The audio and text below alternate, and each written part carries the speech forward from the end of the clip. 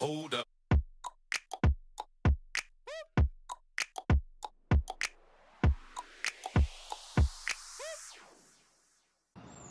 I hope you're having a great day and I hope you're staying safe at home. Today is the 30th of December 2020. Tomorrow is the 31st, the last day of the year. It's time for us to reflect on how things have been through 2020. Okay, a lot of people perceive the year 2020 to be a bad year because of the lockdown, because of the virus and all of these issues. But there's always something that we can learn. There is always something we can learn out of difficulties in life. So most people say 2020 is bad, but at the same time, that shouldn't become a perception because a lot of people have actually said 2020 has been great for them. So you see, there are two kinds of people. People who perceive things in a different way from other groups. So there's a whole load of people saying 2020 is a horrible year and they're waiting for 2021, or they watch something on social media and the news and their perceptions form their behaviors, and everyone is just mindlessly saying 2020 is bad. It may be true for some people. But what about tons of people who have said 2020 has been a game changer from them? So you see, our perception matters in every aspect of our life. There are people who think type 2 diabetes can never be reversed, and guess what? They live with type 2 diabetes all their life while it causes more and more complication. But there's another group of people who perceive type 2 diabetes differently.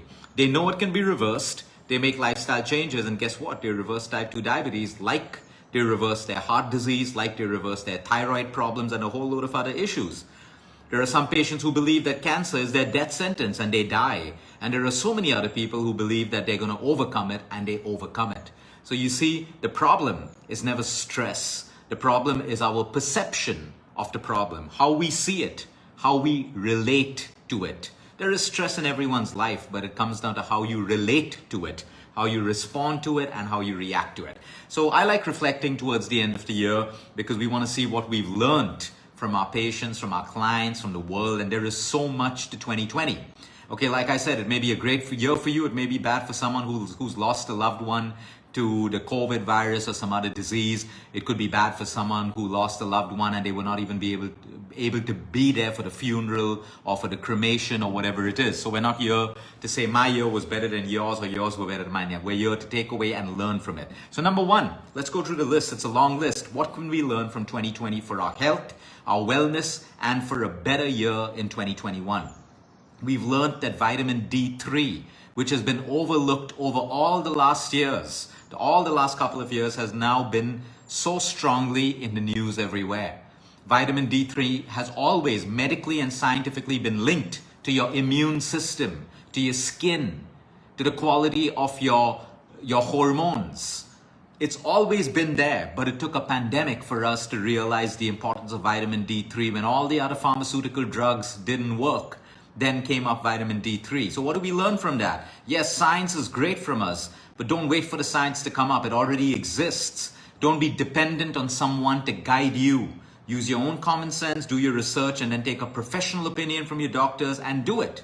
People maintain vitamin D3 levels at 30 and below 30 for the longest time. And today we understand that vitamin D3 is necessary for your immune system, which means every cancer patient out there, every patient with a low immune system requires vitamin D3 more than any other drug on this planet. I'm not saying don't take your other drugs, but if you're taking drugs and eating good nutrition, but you're deficient in vitamin D3, guess what? You don't have the basics that your body requires. That also ties us in with cholesterol. Everyone over here has perceived cholesterol to be bad. They're shutting off cholesterol production using statins, not understanding that, hey, for vitamin D3 production in the body, your body requires cholesterol levels. So we need to understand that if you're blocking off cholesterol with all the statins that you're taking, you don't even have enough of cholesterol produced to produce hormones and precursor hormones that are required in the human body. That's why when we shut off our cholesterol mindlessly through our drugs and everything that we take, we start having skin problems, muscle problems, pains all over the body, hair problems, and everything else. I'm not saying don't take your medication. Listen to your doctor, get onto your statin, but parallelly start changing your lifestyle so your levels get so good that your doctor himself removes you off your statin. So that's number one, vitamin D3. Number two, immunity became a buzzword. Guess what? Immunity is everything. whether it was 2020, whether it was 1970, 1989, 2020, whatever it was. Immunity was everything, the first and last line of defense in the human body. But it was given its fair share of limelight because guess what? That's the only thing that could protect people against the virus. So we needed a pandemic to teach us that immunity is everything when it comes to your child, when it comes to you, when it comes to your teenagers, when it comes to your elderly parents. Immunity is everything. You can take any drug on this planet, but if you are not supporting your immune system, guess what? The drug is going to consume you after a while. So now, thanks to 2020, we understand the importance of immunity. When no drugs worked, we realized that we have an intelligence built within us called our immune system. And if we invest in our immune system, guess what? It protects us. It helps us get better when we fall sick. So we got to know about immunity as well. We got to know about certain foods, simple foods like turmeric, garlic, onions, spices in your own kitchen turned out to be the most immune boosting and powerful foods, even scientifically and medically proven. So it took a pandemic for us to realize that simple eating of spices, of diverse foods, of different fruits and vegetables, nuts and seeds forms the basic fundamental diet required for our own health and our own immune system. We realized the importance of sleep. We had more and more medical studies of sleep pouring in, showing us how sleep deprivation can kill your immune system in less than 2 to 3 days by 60 to 70%. So no matter how many nutraceuticals and supplements you're popping, no matter how much of time you spend in the gym, if you are sleep deprived, you have a compromised immune system. As simple as that. So we learned that as well. We learned exercise. We don't have to be dependent on a gym. We don't have to be dependent on personal trainers all the time. It's good. When we can, it's great. It's nice to have a trainer take you through, prevent you from injury, push you. It's nice to go to a gym where you can be motivated, work out with other people, and be inspired. But when we couldn't access the gyms and trainers, we learned to work out at home. We learned to do simple exercises. We learned to look at YouTube videos. We learned to use our own body weight. We learned to stay fit using simple exercises with discipline and consistency. Guess what? Yoga. We learned to do yoga online with online teachers. We learned asanas. We learned to practice it on our own. We learned how calm we can feel with yoga. We learned how energetic we can feel. We learned how stiff we are and how flexible we can get when we start to learn yoga. So we were no longer dependent on a group class happening, although those are great for you. We began to be self-dependent. We learned to start doing yoga on our own with an online teacher. So that's something great that came out of it as well. We learned how Netflix and most other content and TV channels can ruin our health, ruin our sleep, make us have late night sugar cravings, carb cravings, mess up our entire day the next day to the extent that we wake up at 10 and 11 in the morning feeling lethargic, dependent on coffee, dependent on caffeine. We learned how the overconsumption of content, the overconsumption of screen time can mess up our health and in turn mess up our emotions. So from this we learned that yes, we all like watching TV series or movies once in a way, but do it in moderation. Don't let it rob you from your sleep. Don't let it make you more and more sedentary. We also learned that a little bit of entertainment can get us through rough times. So keep it in balance. You don't have to live an extreme life. But the moment your vices start robbing you of your sleep or preventing you from working out because you're too lethargic because you didn't sleep well tonight, that's when you know it's out of control and it is now destroying your health. We also learned how your cravings increase. The later you are up at night, the more you want to eat. It's simple common sense. If you're awake late into the morning, 12, 1, 2, you trick your body into thinking it's awake. And then your body says, feed me, give me more food because it thinks you're awake. It thinks you're not going to sleep, so it asks for more food. And then you have all your midnight snacks, which are usually not fruits, but they're everything related to junk. And that's what messes up your blood sugar levels, acidity, constipation, and everything else. We learned the connection between immunity and cancer because unfortunately a lot of cancer patients who were just going in for their regular chemotherapy or regular PET scans unfortunately never came out of the hospital. Their immune systems were so low they contracted the virus even though the hospitals took all the precautions necessary. So we saw a strong connection between the immune system and cancer, which is our understanding that when someone has cancer, while you take chemo, while you take radiation, if you are not working on your lifestyle to boost your immune system and keep inflammation low, Okay, you are causing more destruction and more progression of your disease. So immunity is everything. A lot of people learned how to complain and whine when the lockdown hit them. A lot of people learned to start getting bitter, but a lot of people also learned to start making new revenue streams, whether it's the internet, whether they started podcasts, whether they started baking channels, whether they started mentoring people, doing home tuitions with other students, sharing their skills. A lot of people started generating new revenue streams to the extent that a lot of them will never go back to their mainstream jobs. So you see, when there's stress, it can put us into victim mode to whine and complain, or it can motivate you into action to say, hey, there's a problem. What's the way out? How can I change my life and add value to it? So you see, again, the same stress, but two different perceptions. Which one of those people were you? We learned how the news and how social media can drive people into fear, anxiety, and depression by only showing you the worst of the worst that happens in the country. We learned that, and yet people didn't learn that if the source of your stress is the news and social media, just stop watching the news and just stop spending time on social media. But these people became addicted into a spiral, into literally an addiction of bad news, and they kept watching it, and their stress levels kept going up, their high blood pressure kept going up. Finally, the change is up to you. If you know the cause of your stress and you're not doing anything to address the root cause or the source, the fault lies with you. We also learned the negativity and the shallowness of journalism in our country. How through the lockdown they focused only on the worst of the worst. They picked up frivolous stuff that adds no value to the common man's life, and they only built stories around it, but they had so many people addicted to these negative, misleading stories and journalism that sucked the happiness out of you, that sucked the life out of you, and just kept you into such a negative downward spiral that it messed up your health. Be smart. Use the news if you can handle it. Use social media if you can learn from it and you can use it constructively. Other than that, it's just going to drain everything out of your life. It is going to cause destruction in your life, emotionally, mentally, and spiritually. So be smart. It's your fault if you let something overpower you. We also learned how diabetes and lung conditions, living with this is no longer okay. You got to start doing something to make your condition better. Most of the deaths that we saw over the last 9 months were unfortunately people who had complications of diabetes and lung issues. Okay? We are done with people telling us that, oh, you got to live with it for a lifetime. Maybe you do, but what lifestyle changes can you do to make it better? Because now it's proven to us. Today, this is one virus. There could be a new virus tomorrow, next year, after 5 years, okay? We're tired of people living with chronic sickness. We're tired of people living with diabetes and high blood pressure, and then they get kidney diseases and other issues related with their first primary disease. It's time that you wake up if you have these conditions and make lifestyle changes to make it better.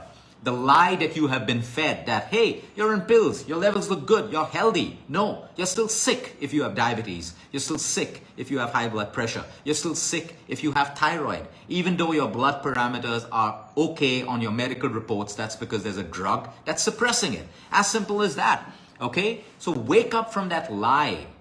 Wake up from that lie, and it is up to you to make lifestyle changes to make your condition better. Because we saw the amount of deaths that happened with people who had diabetes, cardiovascular problems, inflammatory conditions, and lung issues. All of us have the ability to make some lifestyle changes to make our conditions better. That's your job, do it. We learned the simplicity of home food. A lot of people learned to cook. A lot of us learned to eat home food without all the variety of restaurants and cafes and all of that stuff. Did anyone die of depression? Did anyone slip into severe depression because they couldn't eat restaurant food? For those who slipped into severe depression because they couldn't eat outside food, well, your problem is not of depression. Your problem is of indiscipline and a feeling of entitlement. We learned how it is okay to survive and live on simple food. Yes, we all like the variety of outside food, but before the lockdown happened, everyone was overdoing it. Everyone was overdoing it on outside food, crappy 5-star food, restaurant food, all of that crap filled with refined oil. It's okay in moderation, but people were overdoing it. Less home food, more outside food. But the lockdown taught each and every one of us that we can survive and survive happily on simple homemade food. We also learned, let me move to the next points. We learned the importance of family time. So many of us got more time with our families. Some of us were separated from our families, but we spend more time on calls, FaceTime, WhatsApp calling, all of that stuff. Families connecting with one another because we were worried about their health and all of that stuff. That's something beautiful that came out, because if you are blessed with a great family, that is your source, that is your treasure, that is your superpower. Invest in your family, invest in your parents and your siblings and your aunts, your uncles and all of that stuff, because family is everything. If you have it, you're blessed. Be grateful. There are a lot of people who don't have that blessing of a family, who are not in great families and all of that stuff. So we learned the importance of family time.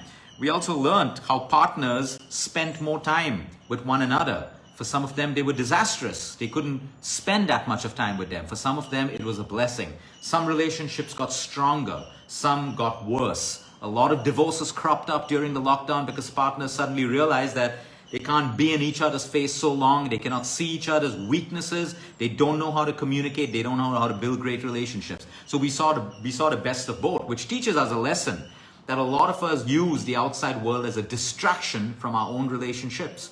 Constantly sitting in cafes, constantly clubbing, constantly socializing, because we can't be okay with one another at home. So we create distractions. But the lockdown taught many people that sometimes we have to learn how to live with one another. Whether it's our parents, our siblings, our loved ones, our partners, our husbands, our wives, the lockdown taught us that it is possible. And it also taught us not to be dependent on overstimulation from the outside world, society, over shopping and all of those things. We learned homeschooling. Some people love it. Some people will never send their kids back to school. They'll do homeschooling because they found out that their kids did so much better at home. So we've learned different things. To each his own, everyone makes their own choice. But this is so much that we have learned. And then you had some parents who just said, we don't want to do homeschooling. It's too much of work and all of that stuff. But there's the good and the bad that came out of that. We also learned, we saw so many deaths. So many deaths, and we couldn't even be with those loved ones who passed away. What does that teach us? Never take life for granted. Your own life, the life of your parents, the life of your cousins, your uncles, your grandmoms, never take life for granted.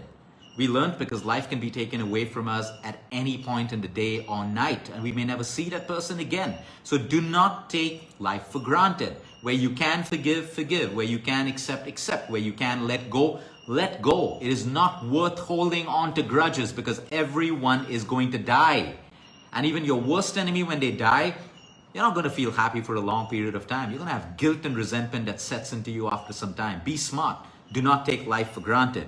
We learn hygiene. We learn to wash our hands, something that our parents taught us, something that our teachers in school told us. We learn to wash our hands. We hopefully learned not to sneeze and cough without our mouth or our elbow covering our hands, which is something very common in our country. People just cough and sneeze without covering their mouth. So we learned, hopefully the lesson will stay with us for the next 10 years and 20 years. Hygiene, washing our hands, covering our mouth, respecting people around us, not coughing and sneezing unhygienically. We learned how to cook. Some people learn how to bake. Some people explored their passions and their hobbies. They became home bakers. They became artists. They started writing. They started making small films on their iPads. They started getting into music. Look at how much of goodness came out of this lockdown.